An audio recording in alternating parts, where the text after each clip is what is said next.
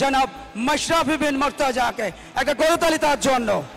Please welcome Mashrafe বিন মুর্তজা। বিসমিল্লাহির রহমানির রহিম।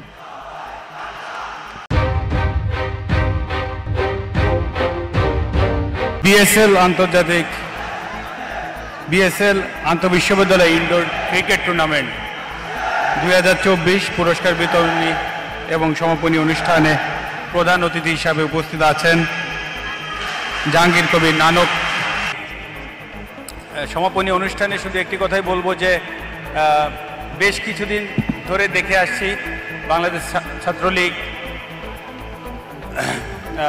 সাদ্দাম এবং ইনান দুইজনই স্পোর্টসের সাথে অনেক বেশি কাজ করছে। এর আগেও একটি জায়গায় এসেছিলাম, আমি দেখেছি যে তারা অত্যন্ত আন্তরিক। এটা আমি মনে করি খুব ভালো একটি দিক, এবং বিশেষ করে তরুণ সমাজের জন্য যারা স্টুডেন্ট আন্তঃবিশ্ববিদ্যালয়ে যারা আছেন সবাই এখানে এসে একসাথে প্রত্যেকটা ইউনিভার্সিটির স্টুডেন্টরা যে একসাথে হয় এটা খুব দারুণ একটা বিষয়, এবং একে অন্যের প্রতি একটা আন্তরিকতা বাড়ে। এবং সেই সাথে বিশেষ করে মাদক স্পোর্টসের, আমি সবসময় একটা কথা বলি, স্পোর্টসের বিউটি হচ্ছে যে একজন স্পোর্টসের সাথে থাকলে যে স্পোর্টসম্যান হবে তা না, বাট তার নেচারগুলো, তার চারিত্রিক বৈষম্যগুলো আস্তে আস্তে চেঞ্জ হতে থাকে। তো এটা খুব ভালো একটি জায়গা। আমি এটাও শুনলাম যে এবং দেশের জন্য কাজ করবেন, আপনার পরিবারের জন্য কাজ করবেন, বাবা মার মুখ উজ্জ্বল করবেন, আপনার পরিবারের মুখ উজ্জ্বল করবেন। এটা আমাদের, আমি সবসময় এই দোয়াই করি আমাদের যারা তরুণ প্রজন্ম আছে তাদের সময় এখন, তারা বাংলাদেশকে সবথেকে সেরা জায়গায়, সবথেকে ভালো যেটা হবে দেশের জন্য তারা সেটাই বেছে নেবে এবং সেটাই করবে।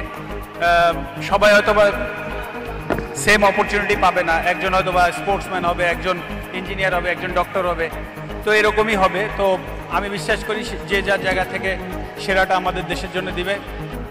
মাদক, যৌতুক এবং বাল্যবিবাহ এই তিনটা জিনিস কিন্তু এই তরুণ সমাজে রুখে দিতে হবে। এটাই সময়, পারফেক্ট সময়।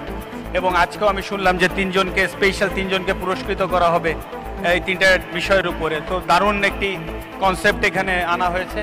তো আমি বিশ্বাস করি আপনারা যারা আছেন বিভিন্ন বিশ্ববিদ্যালয় থেকে এসে এখানে পার্টিসিপেট করেছেন, আপনারা নিজ নিজ গুণে ইনশাল্লাহ খুব ভালো জায়গায় যাবেন। আমি আর বক্তব্য দীর্ঘায়িত করব না। আমাকে আবারও বাংলাদেশ ছাত্রলীগ এখানে আমন্ত্রণ জানিয়েছে, আমি এজন্য ধন্যবাদ জানাচ্ছি বাংলাদেশ ছাত্রলীগের সভাপতি এবং সাধারণ সম্পাদককে।